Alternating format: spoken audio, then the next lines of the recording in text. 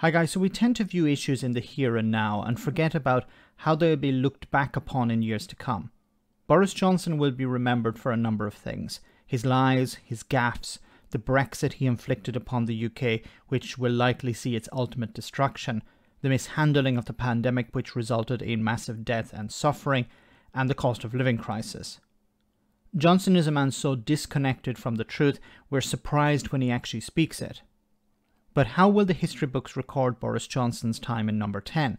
How will British school children read about their former Prime Minister in years to come? Historian Peter Hennessy had this damning indictment of Boris Johnson. Tuesday the 12th of April 2022 will be forever remembered as a dark, bleak day for British public and political life. It is the day that Boris Johnson became the great debaser in modern times of decency in public and political life and of our constitutional conventions, our very system of government. The moment was captured on film forever. Just after 6 p.m, Johnson in a panel room at Chequers, clutching a prepared statement, which he reads to the cameras for Vicky Young of the BBC. He apologises, said he's paid the fine, and refuses to resign. He added, speaking in a spirit of openness and humility. If there were cocks on the Chequers estate, where all this was going on, they would have crowed at their very loudest at this point, as the Prime Minister sealed his place in British history as the first lawbreaker to have occupied the Premiership, an office he has sullied like no other, turning it into an adventure playground for one man's narcissistic vanity.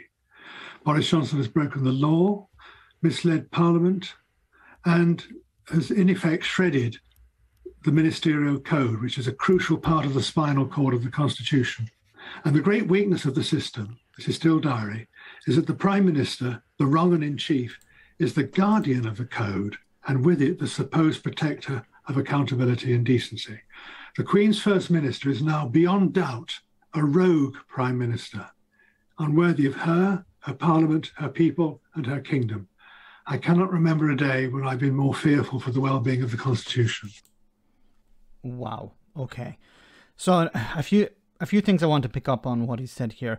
One in particular that, and I have mentioned this before, is the playground of Boris Johnson's narcissistic behaviour. He treats Parliament like a debating chamber.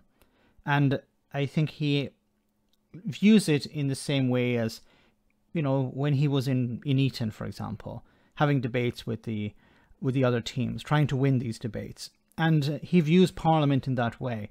He runs roughshod over Parliament. He doesn't view it as a tool to keep the government in check, because he doesn't believe that he should be checked. He doesn't believe that his power should be checked. And what's interesting about all of this as well is that he has surrounded himself, while he's in Parliament, with either sycophants or people who are extremely weak. Now, with the exception of Rishi Sunak until recently, but there is no real successor to Johnson.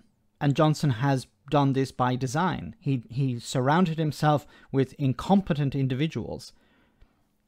Liz Truss, for example, or Michael Gove, or should I say Nadine Dorries. These are people who don't threaten Boris Johnson's position.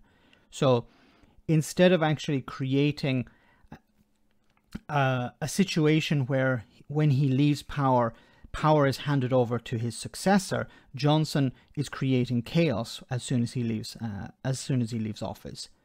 The only legitimate successor would be whoever wins the next election. Now, it's hopefully in our case it's Keir Starmer. So Johnson is out and Keir Starmer is in, but because of the parliamentary system, Boris Johnson could hand that power over to somebody else within the Conservative Party. The great debaser, this is something else that Peter Hennessy said, and he has debased democracy in the UK. He has debased the position of Prime Minister, and he will be the first Prime Minister who has gone rogue, the first Prime Minister who has broken the law while being in office. And he probably won't resign over that.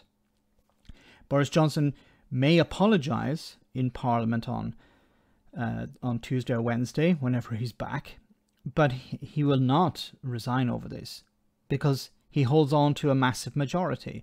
It would require the Conservative Party to kick him out.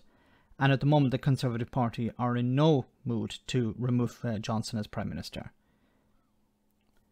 So I think Boris Johnson's legacy will be that of Brexit, damaging the UK economically and constitutionally, and his breaking of the law. The bar has been set extremely low. Let me know in the comment section, guys, what you think about all of this. As always, your comments are greatly appreciated. Thanks a lot.